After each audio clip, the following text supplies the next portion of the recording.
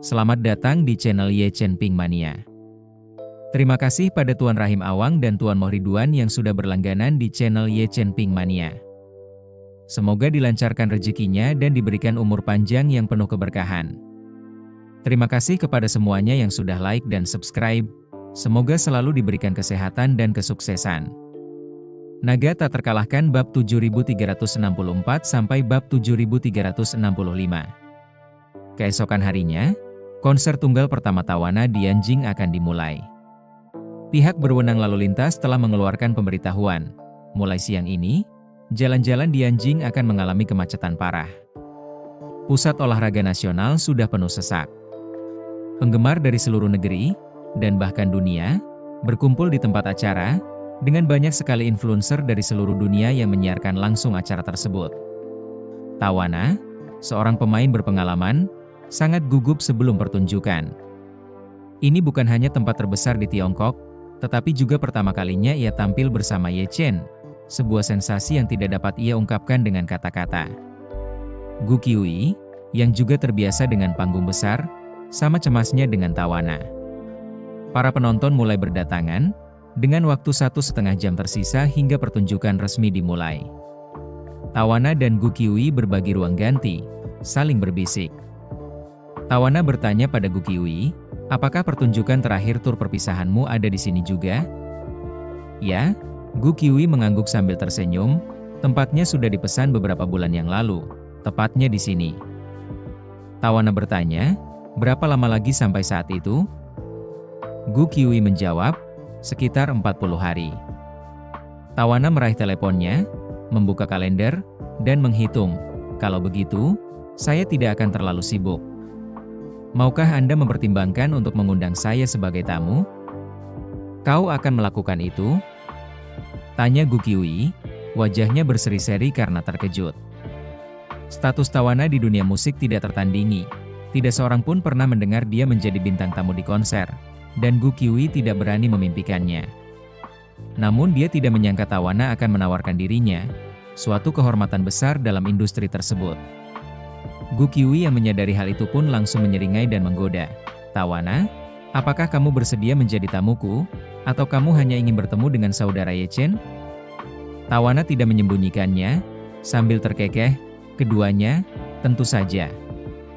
Dan seperti yang kau katakan, Yanjing adalah perhentian terakhir tur perpisahanmu, menjadi tamu di pertunjukan terakhirmu juga akan menjadi keistimewaan bagiku. Gu Qiui mengangguk sambil tersenyum, baiklah. Kalau begitu, kau akan menjadi bintang tamuku. Tawana tak dapat menyembunyikan kegembiraannya, bisakah kita mengajak Tuan Ye berdansa lagi dengan kita hari itu? Gu Qiui menggelengkan kepalanya, bukan hari itu, ini hari ulang tahun kakak Ye Chen. Kalau dia datang ke konserku, dia mungkin akan bersama istrinya. Apa? Tawana tercengang, ini hari ulang tahun Tuan Ye? Dan dia datang bersama istrinya? Gu Qiui tertawa, terakhir kali aku menggelar konser di Jinling, aku juga memilih hari ulang tahunnya. Dan dia datang bersama istrinya saat itu. Tawana mendesah, dia tidak bisa datang sendiri. Membawa istrinya juga? Apa dia tidak tahu bagaimana perasaanmu padanya? Gu Qiui menutup mulutnya. Terkekeh, bukan hanya istrinya, banyak pengagumnya juga datang. Sudah kubilang, kakak Ye Chen sangat populer. Wanita muda yang bertemu dengannya pasti akan jatuh cinta padanya. Keduanya mengobrol sebentar, kegugupan mereka mulai mereda. Ketika hitungan mundur tinggal 20 menit lagi, seorang anggota staf mengetuk, Nona Sweet, waktunya hampir tiba. Anda bisa mulai bersiap. Tawana mengangguk dan menoleh ke Gu Qiui, bersiaplah untuk mengejutkan semua orang saat kau naik. Gu Qiui tersenyum balik, semoga beruntung. Pada saat itu, Ye Chen, mengenakan lencana staf, sedang berjalan di dekat sisi panggung. Pekerjaannya sebagai konsultan Feng Shui. Hanya kedok saja, malam ini, selain satu lagu di mana ia berganti pakaian dan bergabung dengan para penari, ia tidak mempunyai tugas lain. Adapun naik panggung, itu setidaknya 1,5 jam lagi. Tawana akan membuka acara, lalu sekitar 1 jam kemudian, Gu Qiui akan mengejutkan penonton sebagai tamu, dan dia baru akan bergabung untuk menyanyikan lagu terakhirnya, setengah jam setelah itu. Terima kasih masih menyimak channel Ye Chen Ping Mania. Mengintip lewat celah-celah peralatan panggung, ia terkagum-kagum oleh lautan manusia di Stadion Nasional, terkagum-kagum oleh kemampuan seorang bintang untuk memberikan pengaruh yang begitu besar dan menarik banyak penonton, sungguh tak terduga. 19:20 waktu Indonesia Barat. Hitungan mundur menuju pertunjukan hampir berakhir. Penampilan Tawana sangat spektakuler. Layar besar di belakang panggung, struktur menjulang yang ditopang oleh kabel baja dan bantalan satu arah, mendominasi panggung.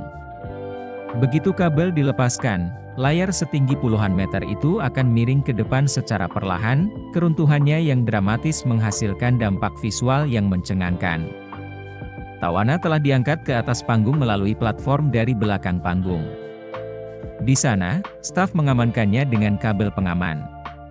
Saat pertunjukan dimulai dan layar miring, ia akan menjaga keseimbangannya di papan kecil yang dirancang untuk menjaganya tetap tegak di belakang layar saat layar jatuh.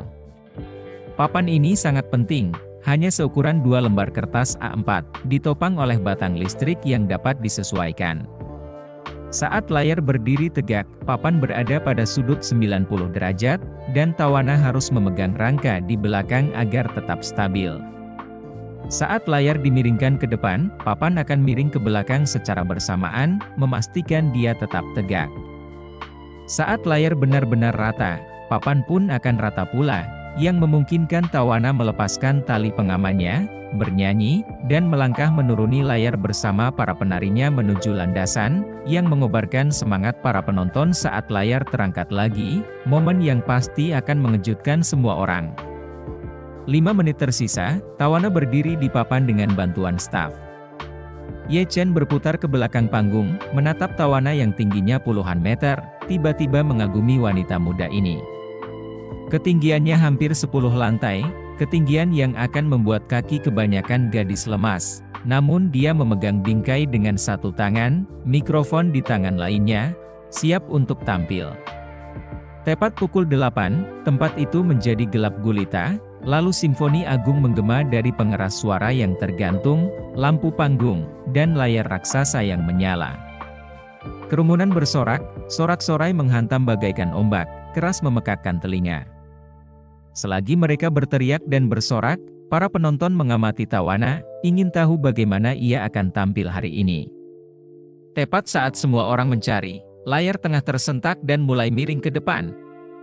Awalnya, beberapa orang mengira itu adalah kesalahan panggung, tetapi kecepatannya yang terkendali menunjukkan dengan jelas bahwa ini memang disengaja. Saat layar dimiringkan, Tawana mencengkeram bingkai itu erat-erat, berusaha menjaga keseimbangan. Dia tahu tali pengaman ada di sana, jadi meskipun dia terpeleset atau kehilangan pijakan, tali itu akan tetap menahannya dengan aman. Tetapi dia lebih baik mati daripada membiarkan hal itu terjadi. Tergantung di udara akan merusak rencana masuknya yang sudah sangat matang dan menjadikannya bahan tertawaan. Saat dia berusaha menenangkan diri, dia tiba-tiba merasakan tali pengaman menarik punggungnya semakin kuat. Sambil mendongak dengan panik, dia melihat talinya tegang, tidak meregang saat layar dimiringkan. Keringat dingin mengucur, talinya masih bisa dilenturkan, tetapi dia tidak dapat melawannya selamanya. Pada akhirnya tali itu akan menariknya kembali. Itu akan membuatnya tergantung tak berdaya, menunggu pertolongan. Staf di belakang panggung juga panik. Salah satu dari mereka berseru, "Oh tidak! Motor tali pengaman macet, kami menekan saklar, tetapi tidak melepaskan tali pengaman. Jika terus seperti ini, Tawana akan ditarik ke atas. Apa yang harus kita lakukan?" Sutradara panggung merasakan langit runtuh, lalu berkata, "Tawana sangat peduli dengan pertunjukan ini. Kalau sampai salah, dia akan hancur. Dan dengan mesin yang mati, bagaimana dia bisa turun kalau dia terjebak?" Saat itu, Tawana merasakan tarikan tali semakin kuat, pergelangan tangannya menegang. Melalui mikrofon di telinganya, dia memohon, "Cepat, cari tahu cara melepaskan tali itu, aku tidak bisa menahannya lebih lama lagi." Bersambung.